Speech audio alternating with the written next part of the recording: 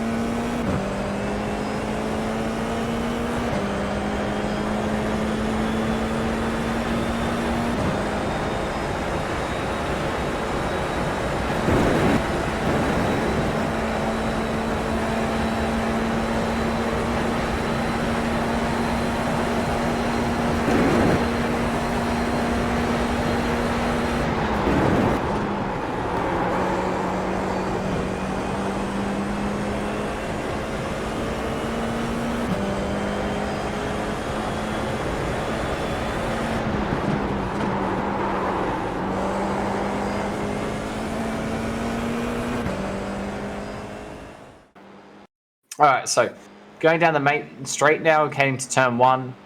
Deceptively simple corner this, 90-degree left-hander. However, very, very, very long exit, so I can't really overstate enough how important it is to get a good exit out of this corner.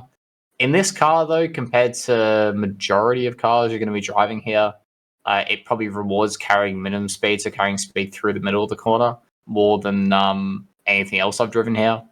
That's just the nature of it being a low-powered car and actually this corner being quite open for a single seat of this light. So, yes, okay, very important to get to full throttle early.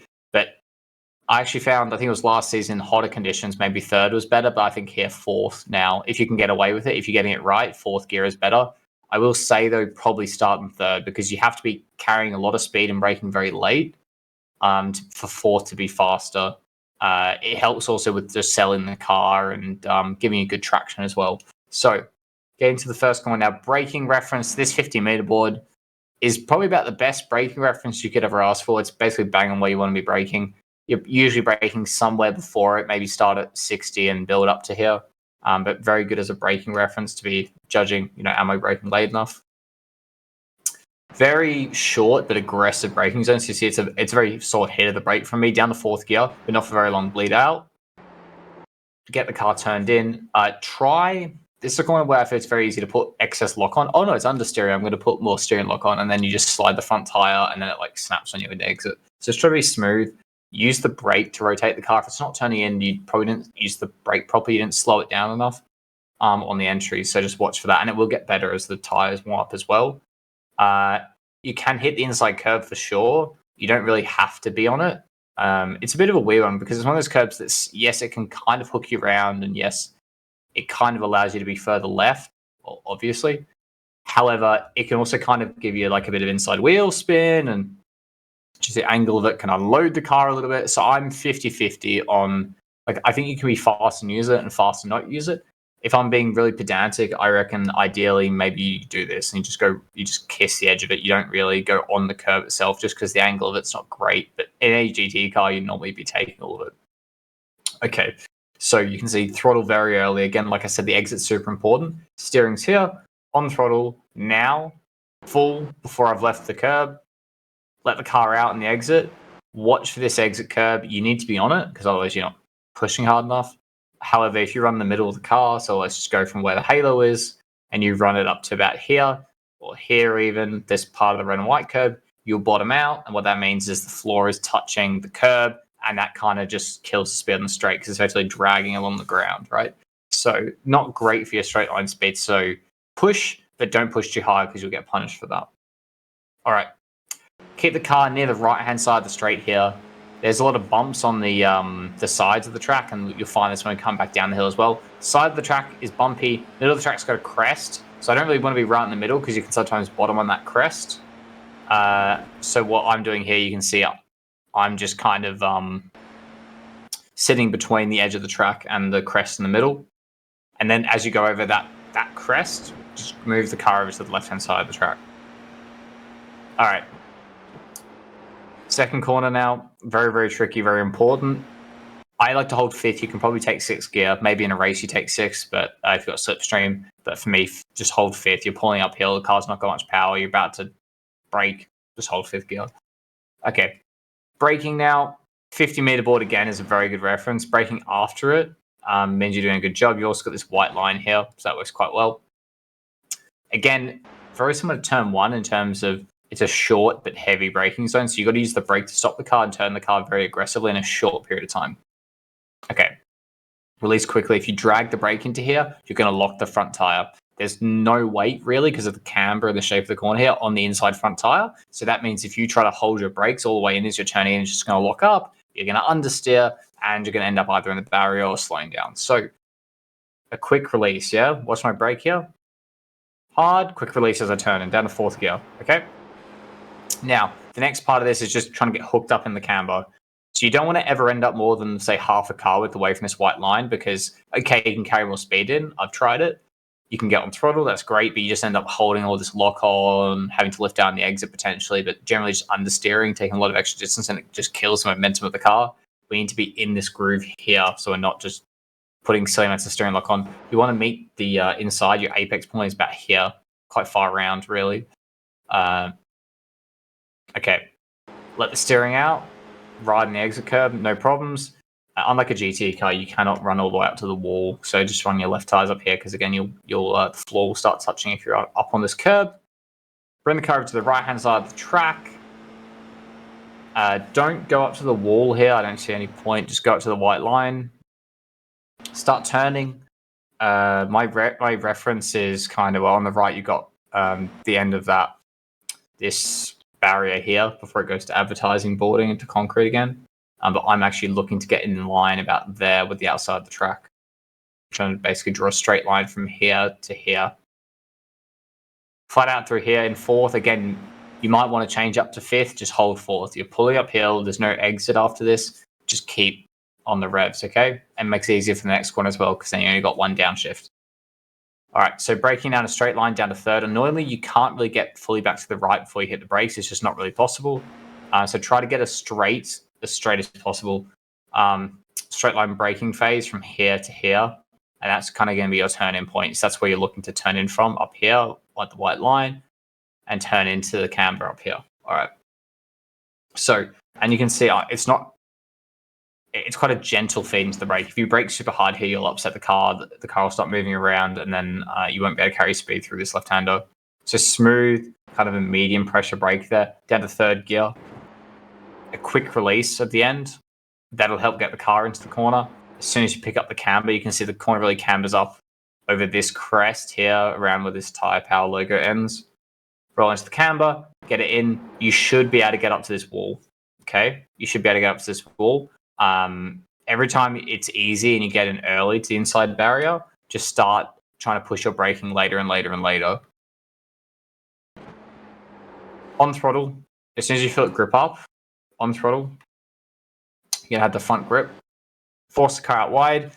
I often find here as well, once you get gripped into the camber, you can kind of come out of the steering. I have a bit of a snap there. You can see here I come off the steering lock. I let the car out to the right-hand side. That's really important. Over that little crest, you can actually hear a little bit. It gets a bit of inside wheel spin. Boom. It's just trying to put its power down, put the open diff over the crest, let the steering out. Makes a big difference. Just release the car, even if you feel like you're not forced out here. Let the car run out all the way up to the barrier. Turn left. Do not take this right curve. It's going to make the car take off.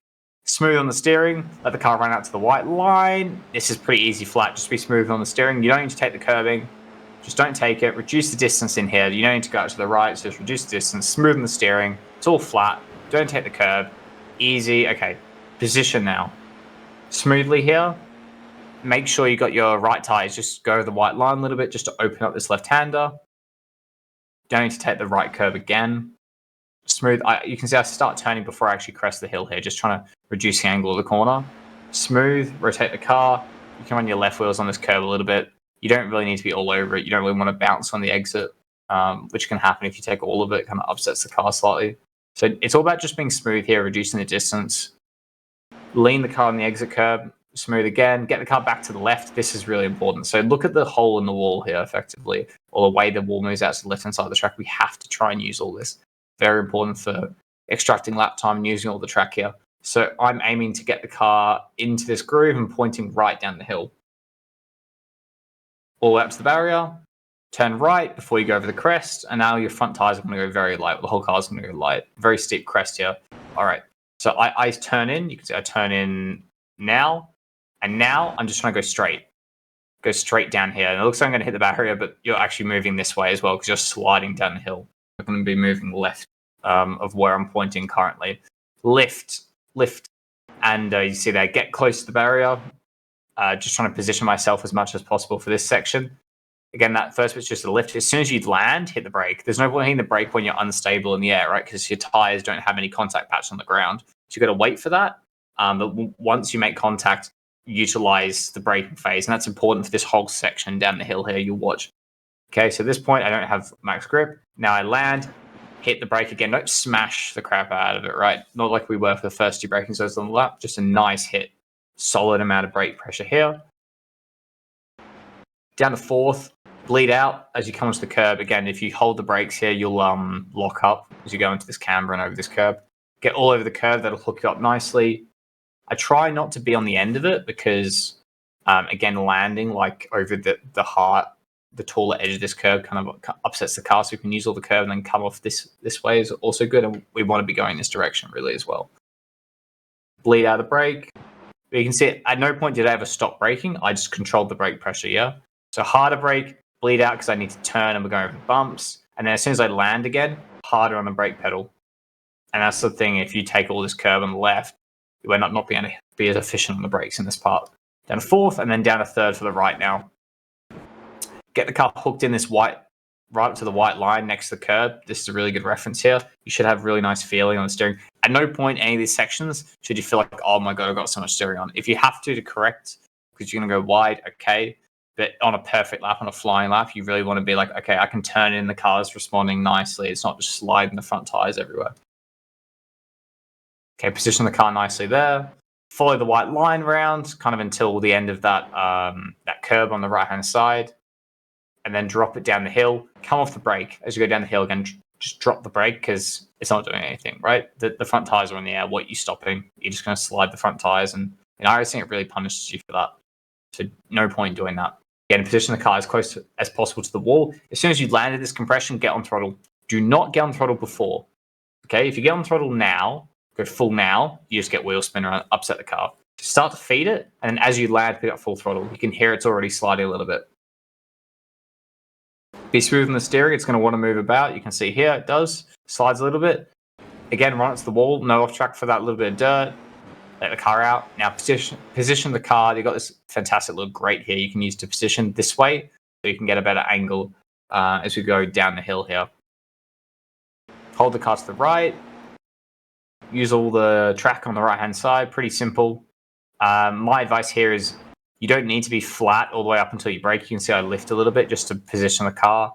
In these conditions, you can be pretty aggressive with it. But if the grip's a bit lower or you're not as confident yet, your positioning's not as good, don't be afraid to lift out. It's better to lift out and say be about part throttle as you go through the right-handed here and get a have a better forest elbow as we go down the hill, rather than just trying to be flat out and carry speed and being forced a little bit wide here, or even just having the car slightly out of shape.